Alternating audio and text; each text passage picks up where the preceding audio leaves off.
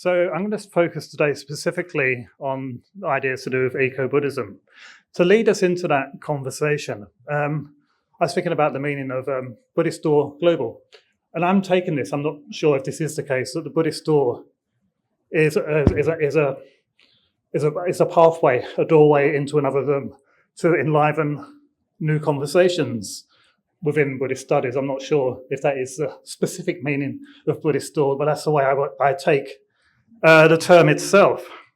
And I want to use as a focus for this the notions of eco-Buddhism, because I think sometimes we stumble around a bit when we talk about notions of Buddhism and the eco-crisis. I think there's some mistakes that are made in my own research about eco-Buddhism, and I want to suggest ways that there might be a more fulfilling conversation, the kind of Buddhist door into other conversations about Buddhism and the eco-crisis. So this is what I'm going to concentrate on in the following. I'm going to introduce some new terminology, suggest some new terminology, some new ways to talk about Buddhism and the eco-crisis.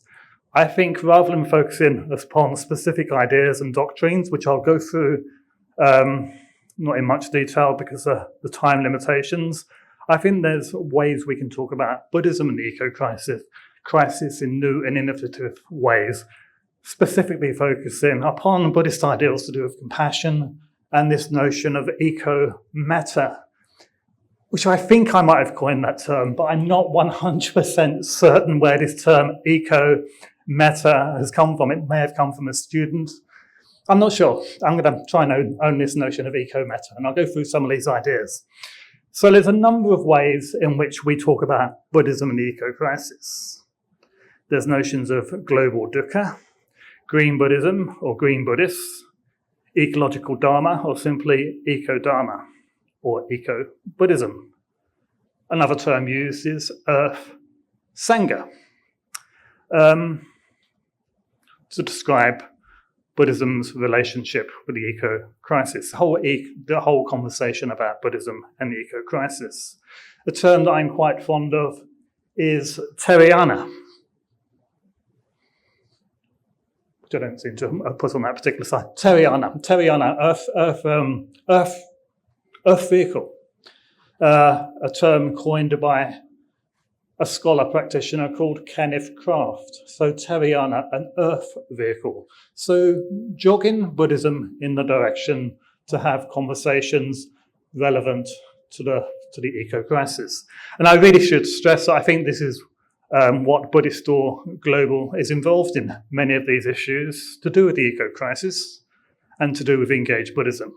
So this is the direction I'm going in. So we may look for various strategies in my own work on eco-Buddhism. Can we locate eco-Buddhism in the history, the culture, or the textual canon of Buddhism?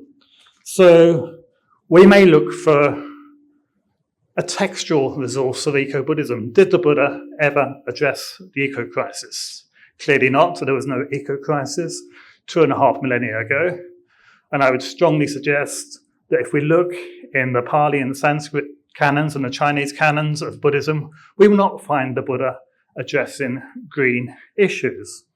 We may also look at a particular doctrine or idea relevant to the eco-crisis. And the key term here is interdependence. I'm going to critique this term interdependence.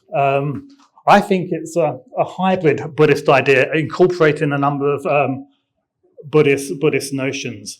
And I don't think interdependence is as good an ally in the conversation between Buddhism and the eco-crisis as we may suppose. To suggest that everything's connected is not really as profound an idea. It's not the way to use Buddhism in the conversation with the eco-crisis. So we may look for various ideas. I'm suggesting the notion of interdependence is the usual candidate. It's usually taken to be the primary doctrine or idea of engaged Buddhism. But I'm not sure it does the work we usually think that it does for various reasons.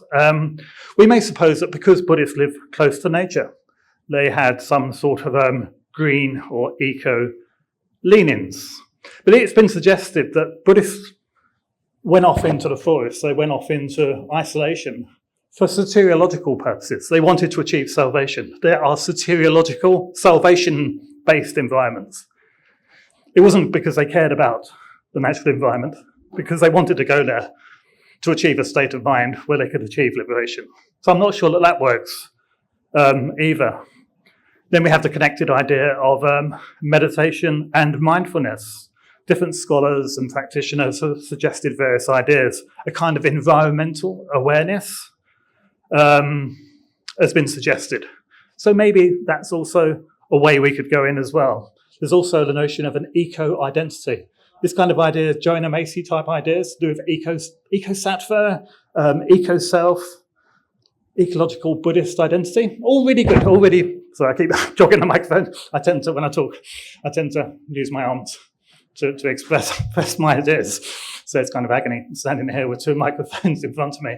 So so the eco-self, so identity can also work. When I teach about, I'm doing it again. When I teach about Indian religions at the University of Edinburgh, sometimes Jain ideas also come into the conversation at the bottom of this slide.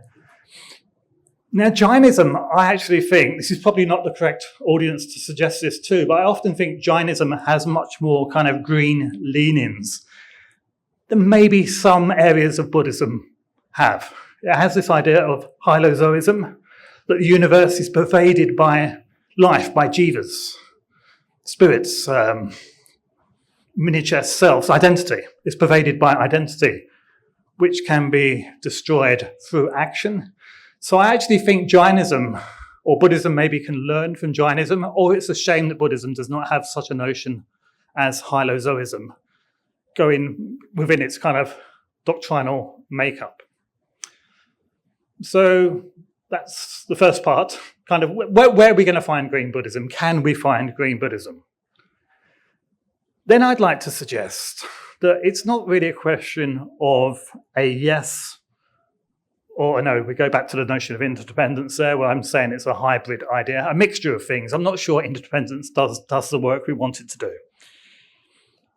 So if we're kind of losing the idea of interdependence, is Buddhism a yes or a no to its kind of green credentials? I'm not sure. I kind of want to think in terms of how we can find a green Buddhism. So what can we do to find a green Buddhism? So not necessarily a yes or a no, but how. Some of you know about the Thai tree ordination from the late 1980s, where Buddhist monks in Thailand began symbolically ordaining trees to give them a monastic identity or sanctified identity, and therefore the forest was not destroyed. They were really using Buddhism creatively. I don't think Buddhism should be used as a set of dry doctrinal bones. It should be used creatively. This is why I'm suggesting in my brief presentation today. So I'm going to, in the minutes available to me, suggest an eco-Buddhist theology, a critical, constructive Buddhist theology. So not looking in the obvious places. We're not going to find the Buddha talking about the eco-crisis. We're not even going to find the Buddha suggesting in many ways that he cares for the natural environment. We may suppose that he did as an individual, but there's not really a Buddhist message there. I think in my wider work on engaged Buddhism, we need to relocate suffering. So this is part of the work we need to do as well. Suffering is not in the mind, in greed, hatred, and delusion, but it's in the external environment as well, in various different forms. So we're doing the work of relocating suffering. Then we're trying to find ways that we might be able to find an eco-Buddhism. So this is the work I'm setting myself. That's what I'm trying to do. Whoops. So we're up to there. So I'm going to try and go through some of these ideas in about the 5 minutes left to me. Yeah, 5 minutes. To try to construct a critical, constructive kind of eco-Buddhism. I'll try not to use my notes in doing this. It'd be easier if I just talk to you. So I've mentioned the idea of eco-metta. many of us here will be familiar with the Metta Sutta. The Metta Sutta, and in the Metta Sutta, it's stated that metta, loving kindness, how's it go? Just as a mother protects with her life a child, her only child, so should the individual radiate loving kindness over the entire universe. So metta is the type of compassion that a mother has for her only child. So in my work in trying to formulate this, I'm suggesting an eco-metta. And I'd suggest that if we use Buddhist ideas creatively, ideas to do with rebirth, traditional kind of notions to do with rebirth and compassion and not self as well. So I'm suggesting that eco-metta would embrace the idea of having compassion, the feeling that a mother has for her only child, for our future selves. That's the kind of area I'm grappling with. I'm not kind of formulated this completely. So an eco-metta is a metta based upon the ramifications of the eco-crisis, but extending metta to future lives. Another idea that comes into this is the Buddhist idea of fire. We're very familiar with the fire sutta, the notion of fire. The world is on fire. This clearly has ramifications and alliances with the eco-crisis as well. So if we introduce the idea of fire as well, and fire lending itself to kind of pre-Buddhist ideas of Agni. Agni was the sacrificial fire which burnt the offerings. The fire became deified. The sacrificial offering, I'm going off a slight tangent here, but I will get to somewhere. It's a communicator. Fire became a communicator. And I also think Buddhists may be able to think this notion through, where fire is symbolic clearly. We don't have to do much thinking through of the eco-crisis. So the notions of fire also coming into play with notions of kind of using traditional Buddhist ideas. And I'll begin to wrap up.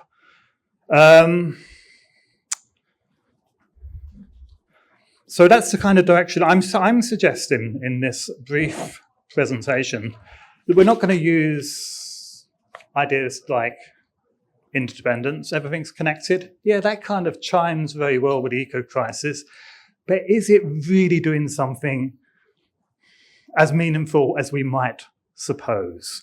Maybe look in different corners, different ideas in Buddhism to find an eco message.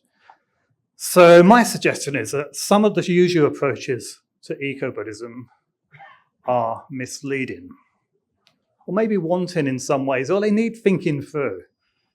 Because we are concerned about the eco-crisis, and Buddhistdoor Global clearly has some of its kind of foundational ideas to talk about the eco-crisis. So in the innovative spirit of Buddhistdoor Global, new and innovative conversations are needed, which leads in different direction. I would suggest more genuinely a Buddhist path to engage in the eco-crisis. So in my understanding of Buddhistdoor, eco-Buddhism has to move, as I suggested, the conversation to another room, another place, to a different realm away from notions of interdependence and everything's connected. I think we need to use kind of foundational Buddhist ideas like compassion and eco-metta. So I'll finish off there, and thanks for your attention.